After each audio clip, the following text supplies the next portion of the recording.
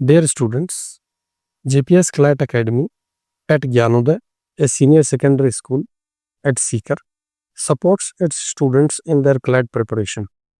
We have started a lecture series which will be delivered to you on a daily basis on YouTube. Yes. Now, question number 78, which was identified yesterday for correction, may be referred to first. Let us, because the paragraph is slightly misleading, and this will give you an impression as if the correct law is that the benamidar of a property will not be able to claim any title in the property, and the real owner will be able to claim title in the property. The law is exactly the reverse. The law is that once a benamidar, that is a person in whose name the property exists, but he is not the real owner. He has not contributed funds in the property.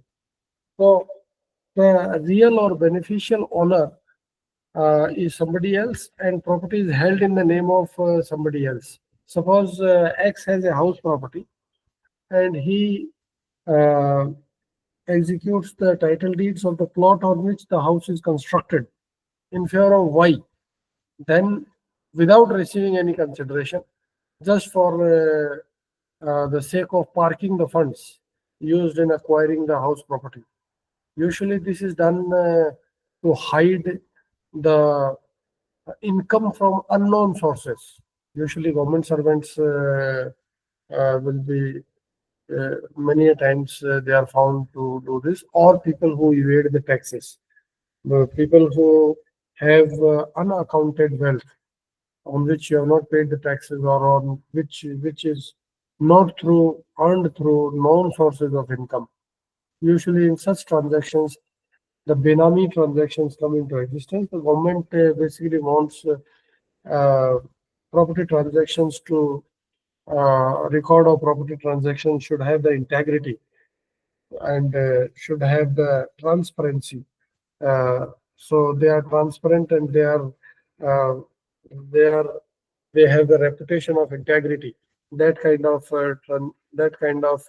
um, ecosystem is the desire of the government, and hence the 2016 amendment in the Benami Transactions Act, whereby Benami transactions are prohibited, and the government basically the law as it has been framed, and it was earlier also in existence in 1988, the Benami Prohibition Act. At that time also and present also, the law is the same. And the law is that once the property is Benami, then the person who holds that property as a Benamidar, that is, he has not contributed funds into that property, the real owner will not be able to recover that property from the Benamidar. Suppose the real owner approaches the court stating that, look, I have contributed to the funds in the purchase of this property. Therefore, the court needs to look at this, and court needs to return my property to me. In that case, the court will not lend any assistance to him, saying that you should not have registered the property in his name. There is no defense whatsoever for registering a property Benami in the name of somebody else. That is the law. All right. You can register a property Benami if it is your spouse, if it is your children. A few exceptions are there. Suppose there is a trust where it is the beneficial owner and the legal owner are different. The beneficial owner is not the same as the person in whom the trust property is vested. Trust property is vested. Suppose a trust is created for the benefit of people suffering from mental illnesses, or people uh, suffering disability owing to mental illnesses. Suppose an example. Then in that case, who are the beneficiaries? Beneficiaries are the target population, the intended beneficiaries, the persons with mental disabilities for whose benefit the property and endowment of the property has been created. Those are the beneficiaries. And who are the actual owners? The legal owners. The legal owners are the trustees. But the trustees cannot use the use the property for their own purposes. They are only the legal owners. They are not the beneficial owners. Beneficial owners are the persons in whom the property, for whose benefit the property has to be used. So I hope you appreciate. This also has a color of Benami transaction, in the sense that legal owner is somebody else and the beneficial owner is somebody else. But then this is not touched by the Benami Transactions Act. Trust fiduciary relations. Trust is a fiduciary relation. In such cases, the Benami won't apply, but in other cases, the Benami would apply. Is that clear to you? So can you just repeat the last line again? Barring ownership in trust, when the endowment is made in favor of trustees, that they will use the property for the beneficial enjoyment of the intended beneficiaries, that is the beneficiaries of the trust for whom the endowment is made. For example, a trust has been created for old and infirm people who have been abandoned by their children. Suppose that kind of trust has been created for the benefit of society, for the old, aged, infirm people. Now, in such case, the beneficial owner is the population of the individuals who are old in age, who are infirm, who are sick, and who have been abandoned by their children. So, four requirements must coexist in order coexist rather, not only exist. So, four requirements must be simultaneously satisfied so that the beneficial owners of the trust can be identified. Now, the legal owners of the trust property are the trustees on whom the property has been vested. Now, but they can't use that property for their own purposes. They will have to use the property for the uh, for the benefit of the beneficiaries, who are the aged and infirm people for whose benefit the property has been endowed. The endowment has been created. Here, the legal ownership and the beneficial ownership are two separate things. Now, the parallel can be drawn with what we have discussed in the Benami transactions. The legal owner is the Benamida in whose name the property is held. But the actual owner is somebody else who has actually contributed the funds or paid the consideration for purchase of that property. And thereafter, after purchase, the property has been transferred in name of a person who has not contributed anything to the purchase of that property. Therefore, the law says that the Benamidar will the beneficial owner, that is the person who has contributed the funds for purchase of the property, will not be able to claim the property back from the Benamidar. Means this has become of the Benamidar only. Now, for all practical purposes, but then the beneficial owner who is there will not be able to evade the tax, because for tax purposes, the property will be treated as his only. That is the difference. And besides, the property may be confiscated to the government of India. So these are basically this is the law on the point. And I'm desirous to know whether you have understood this point or not, because there was some confusion on the scope of question 78 yesterday, and I had told you that I will carry out the correction. I have carried out the correction, and I have elaborated the law a little bit more, because a few legal propositions to my mind were absent and created a misleading impression, because of which children were able to return responses which were not the correct responses. That is why I have given the explanation. I hope this is clear to you, and if it is not clear to you, please tell me. I'll repeat it again. Yes. So basically, very interesting article, and uh, it is centered on a very practical problem. I will just give a granular approach to understanding the article, and basically, this is included in the fact situation also, and I personally came across this problem. Um, when you become old, then the um, KYC markers of verification become blurred. For example, your uh, thumb impressions don't carry the crests and the troughs, the circular marks that are there, circular lines that are there, those ridges and those furrows disappear from the thumb. Your thumb, if you see it very carefully, you see it minutely, you'll find that it has got certain lines, circular lines and all that. Now this line is used to generate your Aadhaar, because you'll have to put this finger and then the machine is going to read that the thumb insignia which is there on your skin, and then decide whether or not it is the thumb of the same person. All right. Now this thumb of an old man in his 80s, or in more advanced days, or in some cases less advanced days, it's not going to work, because the thumb impressions, which are in the form of lines, ridges, furrows, all those disappear with age. So what do? Obviously, you require something else.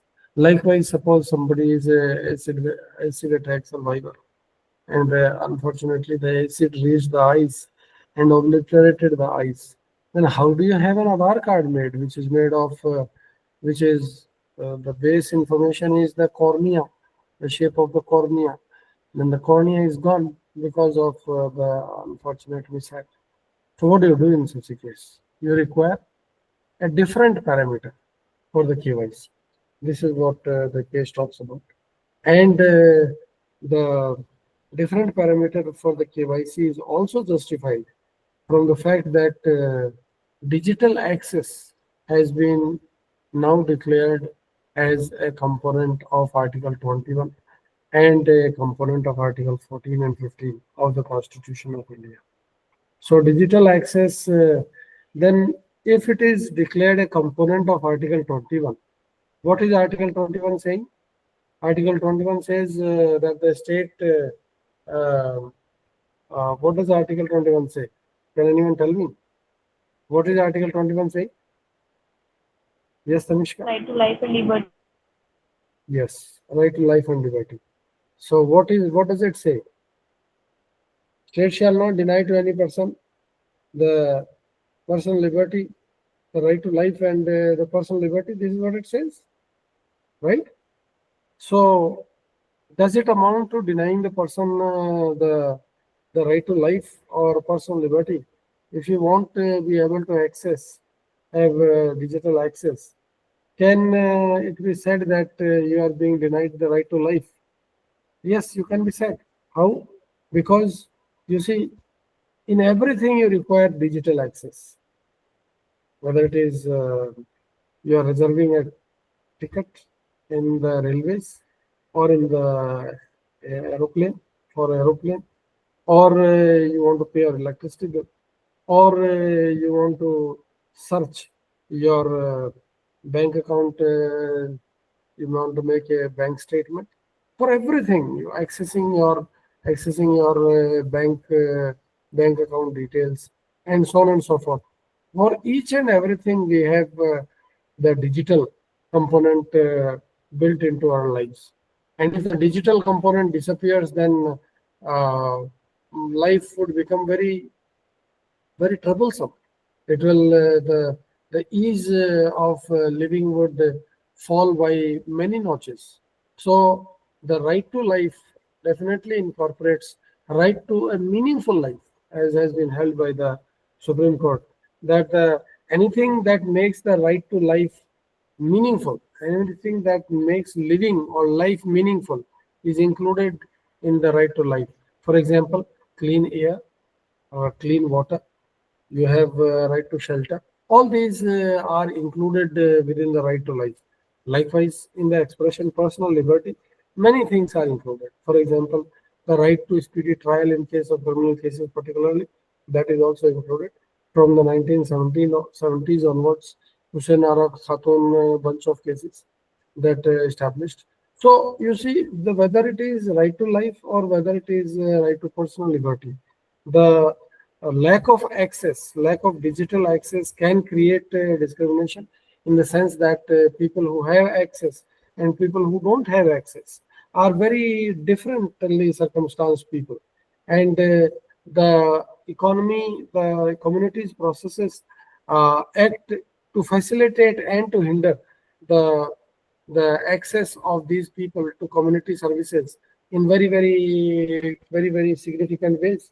Therefore, this would therefore the court's declaration that right to life and right to personal liberty, right against discrimination, and right to equality.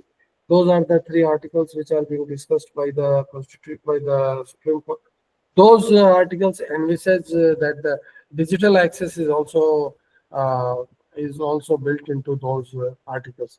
So this also shows us the evolutionary role of the law. Evolutionary role of the sense that law is a living document, as you have read in your classes so far. Law is a organic thing. It is a living thing. It is not an ossified thing. It is not a dead letter, but it uh, changes its meaning from time to time, and takes its color from the changing circumstances. As we have seen in 1962, there was Khadak Singh's case in which the Supreme Court held that there is no right to privacy. But come 2017 and all that is gone. Now the Supreme Court says there is a right to privacy, fundamental right to privacy. In Puttaswamy's case, the Supreme Court has said that in 2017. So what is this happening? This is temporal reasonableness to say. This is uh, this is over a period of time. Whatever was reasonable at a period of time in the past, over a period of time, what was reasonable earlier may become arbitrary today, because privacy in an information age becomes very important, because you can lose your entire wealth if you don't have privacy. You just, it is a matter of a password. That's all. It's a matter of an encryption, and everything is gone. So privacy becomes a virtue, and particularly when data becomes very important. So much so that we have a discipline of data sciences in which students only study how to manage data, how to exploit data, how to draw inferences from data, how to classify data, and so on and so forth. So these are the considerations which have prevailed upon the court, and the court has stated that law, being an organic living entity, evolves with time. This case exemplifies the principle of temporal reasonableness also, that the change in society's ways have led to a change, a legal recognition of the society's thing. They also, it is very interesting to note that the article also states about um, just yes, the article also talks about the what we call as electricity being a electricity being from a public service to an essential service, the migration of electricity. Though I have not been able to come across a judgment which says that electricity is a fundamental right. This, though there is no judgment, there does not seem to be any judgment on the point which recognizes right to electricity as a fundamental right. Nevertheless, definitely there are the judicial recognition of electricity being, and legal recognition of electricity being, not only a public service but also an essential service. This has a lot of support behind it. And then he says that the implication of the ruling is that the digital access, the moment you talk about digital divide and digital access and deprivation thereof, then you are also putting pressure on the market-based services which provide those which make it provide those facilities. Because if you make it a fundamental right, you can't have it exclusionary. You'll have to have it inclusionary. Inclusionary means your policies, the public policies that are there, public policies are defined in a particular way so that there is an increased access for everyone, and economic hardship does not come in the way of the fundamental rights being enjoyed by the people. And it is a matter of fundamental rights. It's not a directive principle of state policy. So such that it is conditioned on availability of economic resources. So These are basically the underlying thoughts in the passage. And now somebody will take the lead and do the question. You may take the lead alphabetically. So you have P, you have Vishwashri, you have P for Priyanka, you have P for Tanishka, and you have R for RIST. So R in between Rayan and then last is Tanishka. Let us turn it on its head and put it the other way around. Sometimes at least. Otherwise, let us go alphabetic. Okay. Once we'll go in a alphabetical order, next time we'll go in reverse alphabetical order. Now manage it yourself. Okay. Please take up the question and tell me what the question says and what is your take on this. I'm not going to lead the discussion on the questions because it is you who have to write the exam and I'm doing the questions every day. It doesn't make any sense. It's you who should be doing the question. Yes, please tell me.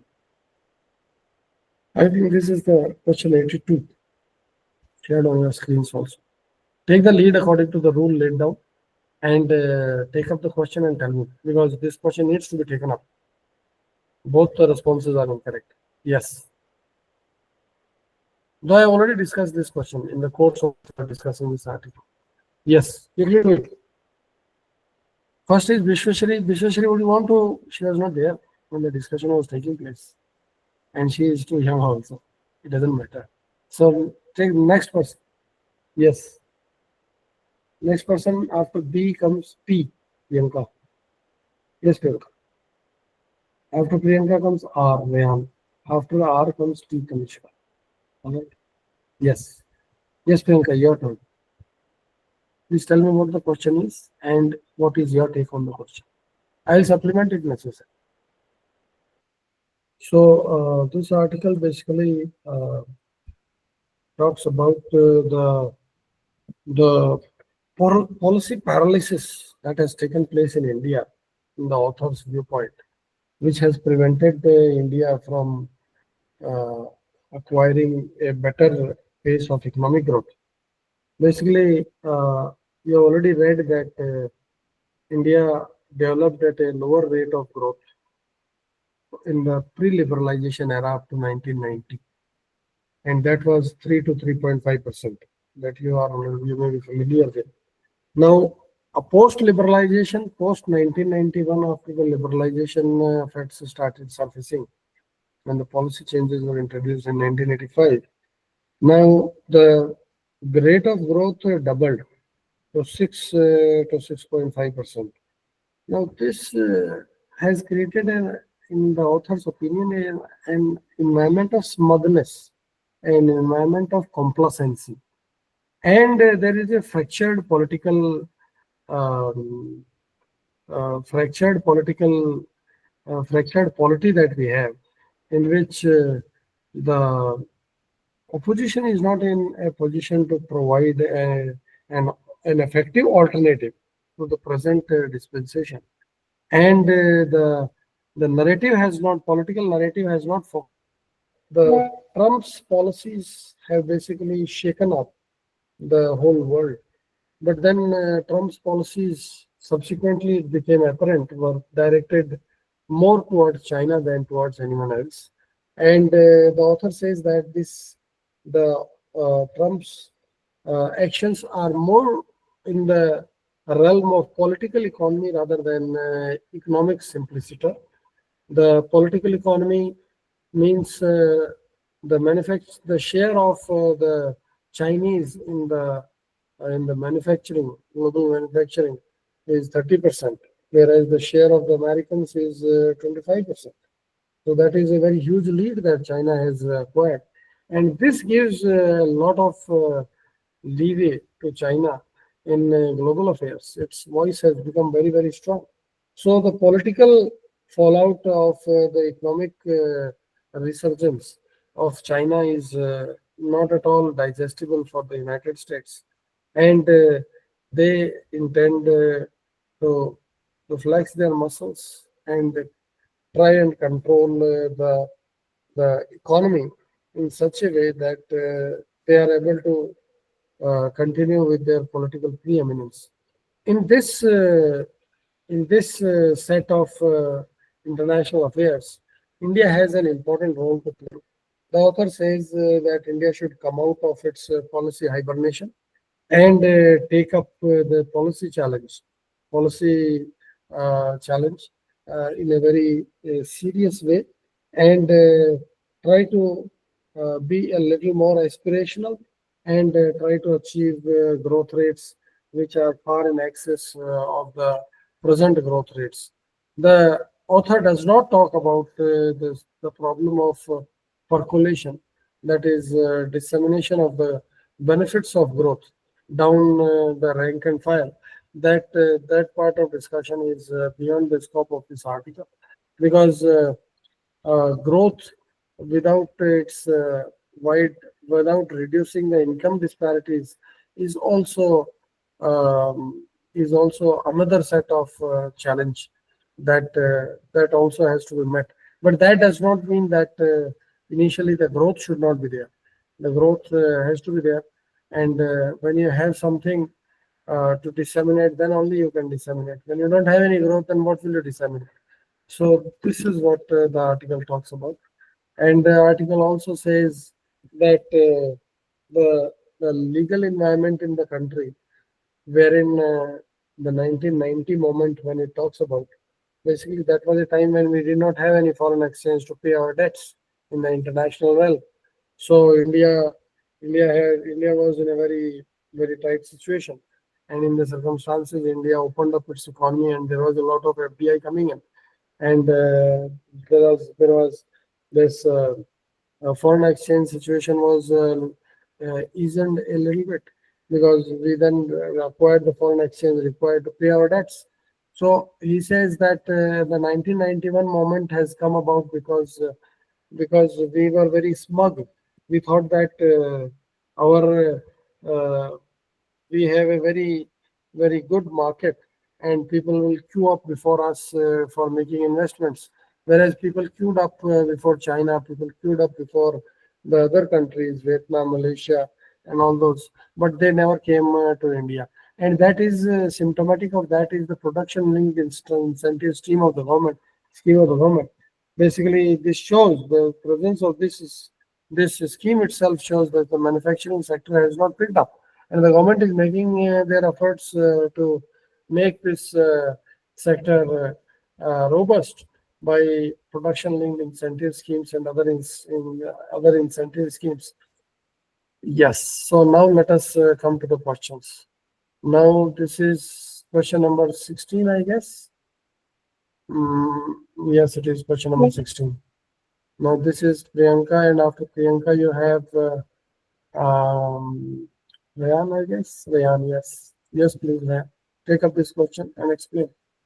So India should maintain its current FDI and trade policies to ensure political stability. This is what the author cautions, that this is complacency, you have to do away with it.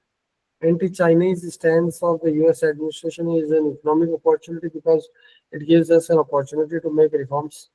Foreign investment treaties should continue routine disputes through Indian courts. This is why we lost on FDI. So C can't be the correct answer. Decline in China's demographic strength will lead to the collapse of global manufacturing. What is that? Foreign. What is this? Decline in China's demographic strength will lead to collapse of global manufacturing. Is neither here nor there. All right.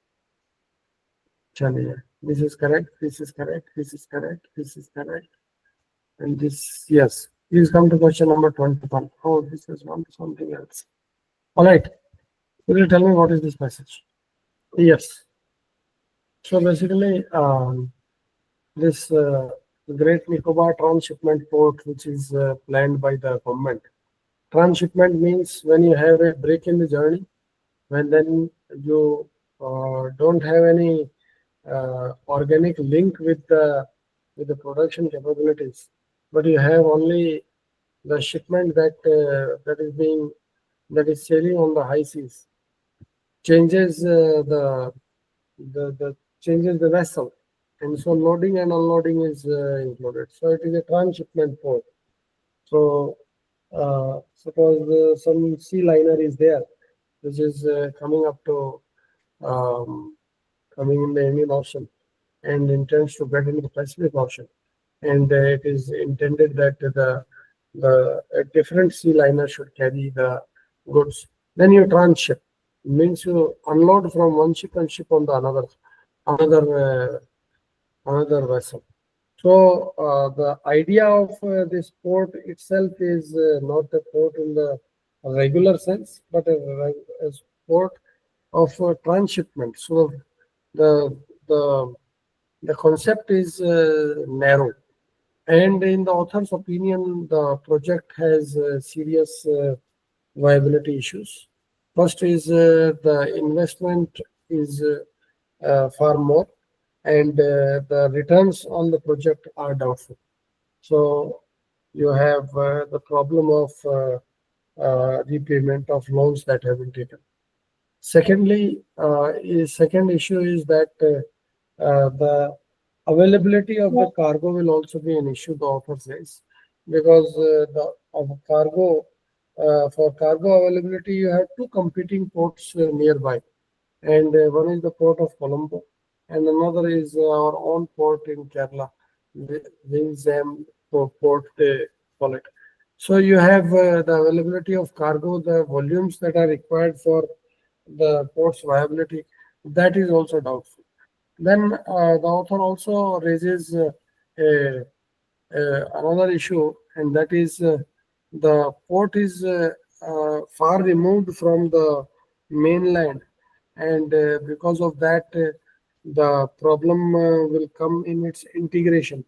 Because usually, when there is a port, then there must be a city to support such a port. So there must be infrastructure, and that requires build-up of airports. That requires you have cities to come up, you have hospitals, you have all kinds of infrastructure. Given the fragile ecosystem of the Andaman Nicobar Islands, this is going to cause a havoc with the environment, and it would be very, very unwise to go ahead with the port in the present format. And of course, there are concerns that have been raised with respect to the capacity of the institution which manages the port. They said that they say that the government has chosen an entity which doesn't have much experience of creating infrastructure of this scale. They have limited expertise available to them, and of course, the the Champagne community, which is going to be impacted by the port operations, that Champagne community faces displacement, as is the cruel fate of tribals across the world. They face displacement, and they face states wrath also for protesting, making protests which are immediately taken to be anti-development. Whereas John Rawls' theory of distributive justice gives us the insight that benefits and burdens of development should be shared equally. It should not be that developments are not traceable to those people who have actually paid the price for those developments. Unfortunately, reality is that just like percolation is a problem, distributive justice is a problem. Benefits and burdens don't go hand in hand. That is yet another problem. So, author on the whole comes about with a suggestion that the port seems to be more of strategic value than of commercial value. But then uh, the author seems to indicate his confusion as to why, if it is a port of strategic importance, then why the transshipment component is coming in, and why so much money is going to come in. And then the author makes a suggestion that since the finances will be far in excess of the um, government's intended investments, therefore viability gap funding by roping in a private partner would be the right way forward if the government is so hell bent on going ahead with the project. Percent discount on transshipment tariffs. So this is going to weaken the author's argument rather than strengthen the author's argument about feasibility. If they offer more discounts, they will have to, the port will have to give more discounts. And that ANIDCO decides to expand its hotel chain to mainland India.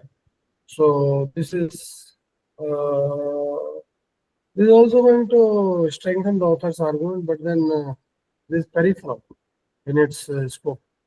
Port Blair begins competing for transshipment cargo independently of GNI. That's all right. That seems to be peripheral rather than main. Come to the next question, where he doubts the economic potential and goes for the strategic. So A and B are contradictory to each other. Then GNI will easily outcompete Colombo, and this is neither here nor there. Casinos and shipbuilding will drive massive economic activity. No, this is not what the author is concerned about. Chaliye aaye. Third is okay. Next is also okay. Next is also okay. Then please come to the next paragraph. All right, then let us take it up tomorrow. And tomorrow we will do the legal of 71 and also do these two questions. All right.